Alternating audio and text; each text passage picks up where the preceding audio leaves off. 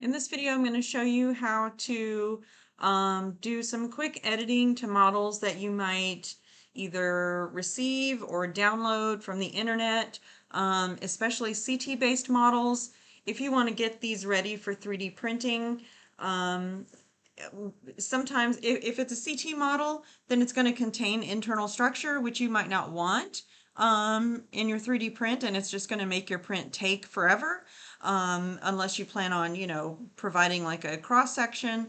But if you just kind of want to print a whole specimen, and you want to get rid of that internal CT data, I'm going to show you how to do that. So first off, I'm going to bring a model into here that I downloaded from the Smithsonian website. They have a bunch of 3D models that are free, and let me show you that here. So here's the URL. So this is just a gorilla cranium, and I don't know why the 3D viewer is not working, but anyways, and this is, let's see, it's a gorilla. Let's scroll. Well, this is available under CC0, which is public domain. And so we're going to take a look at that. So here's the file that's downloaded, and I'm just going to drop it into Meshlab to see how it looks. And this is it's a PLY, and I can already tell that it's probably a CT scan. We have internal data. If we go in through the foramen magnum, you can see that. And also we can go up here into render mode. Let's go render, shaders, and say X-ray. And that just kind of makes it transparent so we can see inside. And you can see that there's definitely like some trabecular bone in here. I can also see frontal sinuses. And so there's definitely internal data from a CT scan that we would want to get rid of if we want to 3D print this as just a whole skull. So let's say render shaders none. So how do you go and do that? Well, there's a cool little tool in Meshlab that I like to use, and it's called Filters, Color Creation and Processing, Ambient Occlusion. And if you've seen some of my other videos using Meshlab, the per vertex selection is not working, so we're going to choose for the occlusion mode, we're going to say per face. Even though it says deprecated, it still works. And so what this is going to do is just apply light to the model, and so anything that's not accessible to the light is going to be shaded black. So the entire model, all the faces or vertices, are going to receive a color value shaded from white to black, or 0 to 1, or 1 to 0, 0 being black. So all we need to do here is switch to per face. Let's check use GPU acceleration and click apply. And it's going to be really fast. And right now you just see the model just looks white. But now we're going to select the faces that are dark and that are hidden. So we're going to go filters, selection, and we're going to say select by face quality. If the vertex quality was working and we were able to use that, then we would say select by vertex quality. But so we're going to choose select by face quality. And you see that it starts at a value of 0 and goes all the way up. So our max quality is up at 0.25. We want to check the preview button. So whatever's being selected is red, and obviously we don't want the outside to be selected, so we're going to take this max quality slider and slide it down. And we're going to slide it down pretty far because we don't want to select a whole lot of external data. But what's cool about this tool is that you can sort of customize how much you're selecting. So for foramina, if you want them to look a little deeper, then you can select a little less. If you want them to be shallower and more filled in, then you can select a little bit more. And so I just kind of look all around. If there are small areas on the outside of your skull, that are selected, some of that stuff is it'll be really easy to fill in with, a hole closing feature. So don't be too crazy, too particular about this. You'll be able to fill in some of those holes, but I'm going to bring it down maybe a little bit more. We can also switch our model to wireframe view, a transparent wireframe view. So let's go up here on the right, and let's click this little wireframe. And it's showing a wireframe view, but it's still solid. Let's uncheck this solid cylinder, and now we can see all the way through it. And so you can see how much of how much internal data is being selected. And if you're happy with that, you can just click apply and close. And then what I like to do is right click on the model name here and say move selected faces to another layer, and just click apply. And now let's turn off our original model just so you can see what you've got here. So this is everything that was selected from the inside. And if we look down here at the model information in the purple bar, that's almost 2 million vertices removed. Okay, and let's change the color of that. Let's just click under color, click user define. Now we're seeing the normals are facing inwards. So this is also a nifty trick if you wanted to get the endocast of a model. So we could just say flip the normals to this if you wanted the internal data for some reason. We can say filter normals, and we can say, if I can find it, invert faces orientation. Oh, goodness. Force flip. Ta-da! Now you have all that internal data if you wanted it. You've got the sinuses. You would have to do some cleanup just depending on how much internal data was in there to begin with. But so you could use that if you wanted. But for our purposes, we want to 3D print the skull. So let's switch it back to solid mode and get rid of that wireframe mode. And if we take a peek in the foramen magnum here, we can see there's a lot of little floaty bits and stuff, but here's what we're going to do. We're going to go under filters, cleaning and repairing, and we're going to say remove isolated pieces with respect to diameter. And I usually just leave the default and then see how much gets removed. Click apply and close it.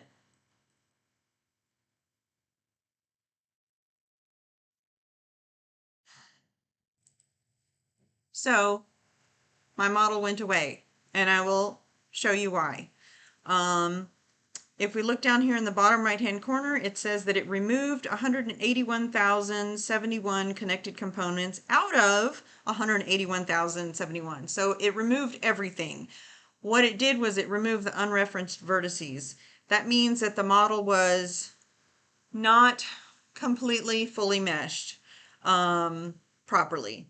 And so I'm going to show you, if I open the original model in Meshmixer, if you use Meshmixer, any non-manifold edges, basically unconnected edges, get highlighted in blue like this.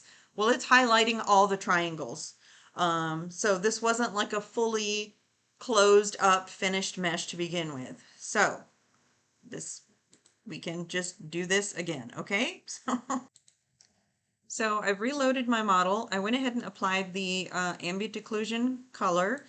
And one thing you'll notice down here at the purple bar is that we have more vertices. There's over 2 million vertices and 749,000 faces. So there's point. So this isn't like a fully complete finished mesh. Basically, it consists of a bunch of floating triangles. So I'll show you what to do because Meshlab can still work with that.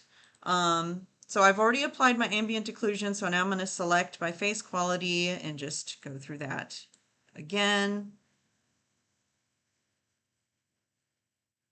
And just set that to something like that. I think will be fine. Apply, close, right click, move selected faces to another layer. Alrighty. So I'm not going to do the cleaning step, but, well, actually, let's try something. Filters, cleaning and repairing, isolated pieces. Let's uncheck the remove unreferenced vertices. Okay. Click apply.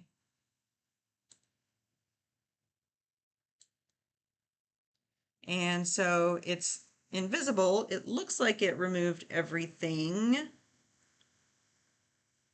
Remove isolated pieces. Yes, because it's all separate triangles, but we should still have points. So we just need to switch this to point cloud view. Even if we hadn't deleted those faces, you could still do this next step, but it'll work with the point cloud as well. So what we can do then to make a mesh out of this, and again, you didn't necessarily have to do that cleaning step because this would still work. We're going to go filters, remeshing, simplification, and reconstruction, and do the screened Poisson. We're going to check the pre-clean button, and let's check a reconstruction depth. Sometimes I go ahead with 8 and just kind of see how it looks. But usually I like to start with 9 because 8 usually looks pretty low resolution. So let's try 9 and click apply. So Meshlab is just going to make a whole new mesh based on the data that's there. So even if you had those floating triangles, that would still work. A point cloud works as well. So let's make our point cloud invisible and see how this mesh looks. It looks pretty good. You can see that the holes are filled in. So any of those little holes that kind of got deleted when we did our, ambient occlusion, removed all the internal data, are filled in. Easy holes are, easy to fill in. Big holes are less so. I'm just going to switch this Poisson mesh real quick to back face double. No, fancy. Which one of these gives me the, show me the internal? Ah, well, I thought one of these would show it to me a little bit better. But anyways, we could do our render shader X-ray view. Oh, look how much nicer that looks. There's a little bit of depth here in the nasal aperture, which you could clean up further if you wanted to. But all the sinuses and all of that are gone. So we can now export this. It has a few little issues that you might want to clean up before 3D printing. So let's get that exported file. And let's look down here at the purple bar at the quality now. I mean, at the mesh data, you've got 544,000 vertices and 1 million faces. So that is a logical set of data for a mesh. So now we can export that as an STL. So I'm just going to say gorilla cranium STL, save. I don't need that color, just binary encoding, yes. Oh, one other thing, sometimes depending on whether you started with the triangle data or the point data, the Poisson mesh reconstruction could still result in some little tiny floaties. So you could do a filter, cleaning and repairing. Remember, this is a fully closed mesh now. Click apply and see if there were any. So there were 8 components out of 9 that were removed and 76 unreferenced vertices. So we can just resave that, as a new STL because there was. So there was a little bit there to get rid of. So I've now brought this gorilla cranium into Meshmixer, which is also free. You could also do this editing in Blender if you want, using the edit tool or some of the sculpting tools. But some Meshmixer just has a, smaller learning curve. And so I'm going to show you some of the types of things that I would fix before 3D printing. You'll notice we've got some cuts here from the necropsy where the skull cap was removed. And so you might want to fill that in just to make it less complex. And so I'll just show you some quick tools in Meshmixer and the kinds of things that I do before 3D printing, and you can do more or less or whatever. So the biggest thing, the movement of this is kind of annoying, so I might, go into edit and transform and get it oriented a little better. This is not the front, but I'm going to bring it like down and then rotate it this way. Front, alrighty, okay, looking better. I make it face down a little bit more when it's in front view. Ta-da! Click accept. Okay. So, I mean, to me, that would make it a little bit easier to move around. So, the biggest thing in here that I like to do is make sure if you do some editing, because it's easy to get really carried away with the editing and to forget something, to forget to save, and then you might end up losing some of your edits. So if I do some big edits, then I will just make sure to export the mesh and save my edited file. So most of what you're going to use in here is the select tool. The sculpt tool can be used in some places as well, but I'm going to show you mostly the select tool and just the biggest things that I would do. Alrighty. So you've got a couple choices here with the brush. So it can be either a sphere or this sphere disc, which is a little flatter. You can see that we have holes. It's going to be super annoying. Hold on. Sorry. So I saved my Gorilla Cranium again after resetting the orientation. So it stopped doing that weird clipping that it was doing. Okay. And I just reloaded it here. So first thing we want to do is maybe like fill in these areas in the orbit. So let's go into select, and 55 is way too big, so let's go a little smaller, and we can just do the normal sphere brush and maybe make it a little bit smaller. And let's see what happens if we just take out this whole area that has holes in it. Sometimes this erase and fill tool works, and sometimes if it turns red like that, then it's not working. So just click discard, okay? And then go into analysis, inspector, and I'm going to switch this to smooth fill. And I'm going to click the blue and then the red, and let's check that out on both sides. Ta-da! Totally filled in. Isn't that lovely? And of course, I'm just going to export that, and I'm going to put, I like to just put an ED on it. And I'll do the same thing for this side. This area is a little bit broken up, so I'm just going to do each little hole first. The one big thing about, switch this to smooth fill, and we just have those two, so I'm going to say auto repair all, and done. You don't want to create holes that are too big, because then it's going to have a hard time filling those in properly. Another thing is that the selection goes all the way through the mesh. So sometimes if you're highlighting areas around a hole, you might be selecting some part of the mesh behind it, which if it's a simple part, then it's just going to get filled in with your hole filling tool, right? So it shouldn't be a big deal, but it's a good idea to check.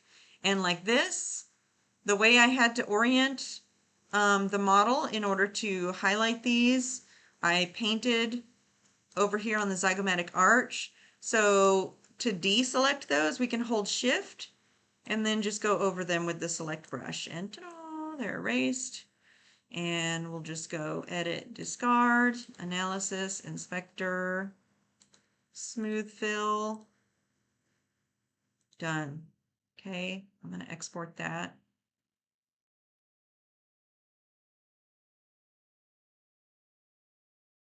So you could do like a whole smoothing of the whole entire model if you wanted to, or to like simplify it.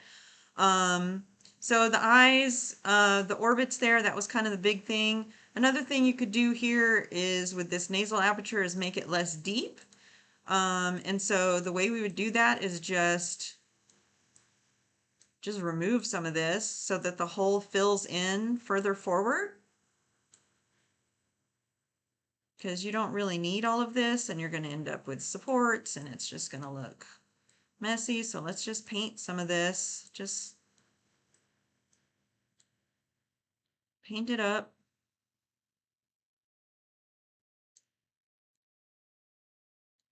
If you want to make it a little smoother, again, this mesh is kind of high resolution. It's got 540,000.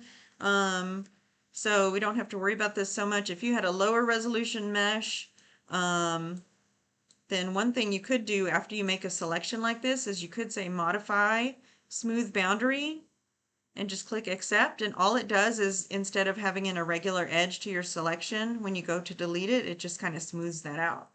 And then you could say discard, analysis, inspector. You could try flat fill or smooth fill and kind of see how it looks. Nice thing about Meshmixer, it's really good about giving you undo steps. And so you could always just go back and undo this if you wanted. You could go back several steps. So I would probably go and select a little bit more of that. But, you know, it's up to you how much of that you want filled in. We could do that smooth boundary again.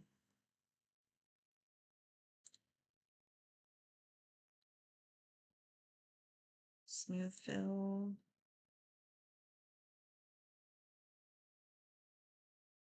That looks nice, but you know, if it's still too deep for you, then you can go a bit more. Just remember to keep saving in case you make it crash or something. Another thing that I would do is probably remove these necropsy cuts. So we can just do that the same way. Just kind of select through there. I'll try to select mostly just the inside.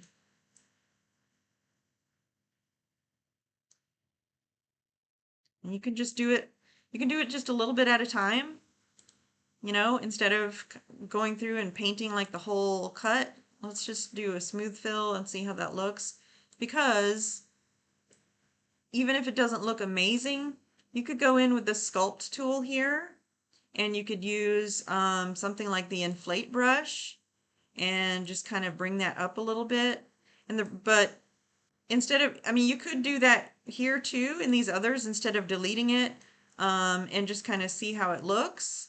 If you don't like the way it looks, you know, because there's walls on the sides here, so it just might not turn out looking that well. It might be easier to just go ahead and delete that and then fill it in, and then we could use the inflate tool to bring that up. I'm still getting a little crease in here, which I don't like.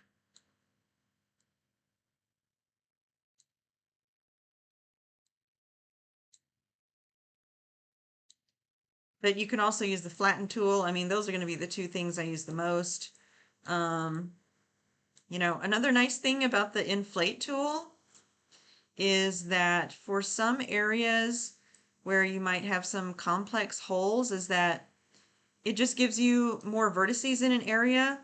So if we were using a really low resolution mesh, you could see how smoothed out this kind of gets because it's just creating more vertices there. So you can actually go in and like just delete those and end up with a little bit smoother area. Ooh, and you can see there's some internal blobs there. So let me show you what the analysis tool does for that, the inspector tool. So these little purple highlighted spheres, it's highlighting these floaty bits that are not connected to anything, and it's going to get rid of those. So I can just click on one. Vanished. Also, if we can see that there's not a whole lot here, so you could again click auto repair all. It'll get rid of those and then fill in the hole, and you have a nice little hole, a nice little not hole, it's filled in. And again, you can, do some more sculpting or whatever. Another nifty tool under the select tool is the smoothing. So let's say, you can use it over here to sort of flatten areas. And I'm going to show you what it does on this more shallow cut here. So I'm selecting that, and let's go deform smooth. And you can see that it instantly does a little bit of smoothing. And depending on the kind of hole, you can either say shape preserving, and you can reduce the constraint rings down, and it kind of flattens it out a lot more. Or, let me go back to where it was, maybe 3. You can say max smoothness, and bring the constraint rings down. Again, that looks even smoother. Like, right? That looks amazing. So, just depending on how much editing you want to do, you can just kind of go around the skull. You can fill in some of these little holes and foramina, and there's all, this little cut kind of goes all through here, and like you don't even have to be perfect. You're just trying to fill in some of these areas that are going to add to your print time, And like that, I would probably just erase that and just fill it in. Smooth fill. Well, that actually didn't do a very good job. Let's undo that. I guess I erased a little too much, but I can just undo a few times and, go back and clean up what I selected if it was too much.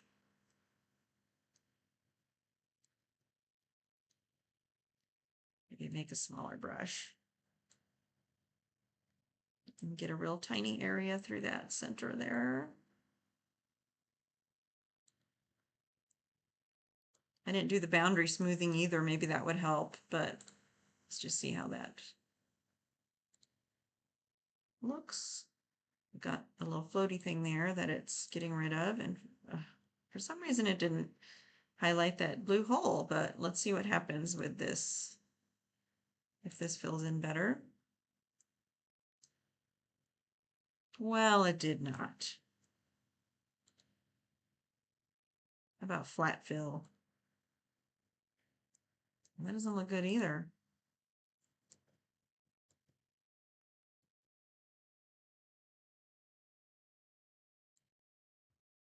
So maybe this one needs to be done a little bit at a time.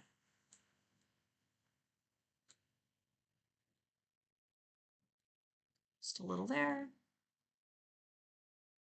And then let's fill it in. There we go. Did select a little bit on the other side. So that worked better. So, it's just a little trial and error with some of this. And again, just when you get something looking the way you like it, just export it and save it. I exported it as the wrong thing, didn't I? I think I did. And you can go around and just smooth things. Or something like that, I would click max smoothness, bring the constraint rings down, flat. Okay. And then if you get it to where you want it, this vertex count is still pretty high. So you could just decimate in Meshlab. Another thing you can do if you wanted to just keep working in here is just say select. If you click Control A, then it'll select the whole entire thing. And then you could either click reduce to decimate it or remesh.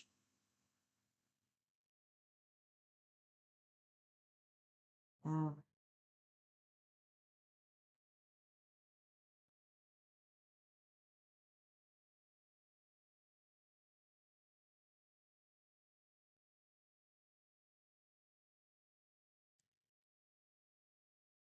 And we can say if you want to reduce it by, 50% is sort of is the automatic, and that's pretty good. So, I would just say accept.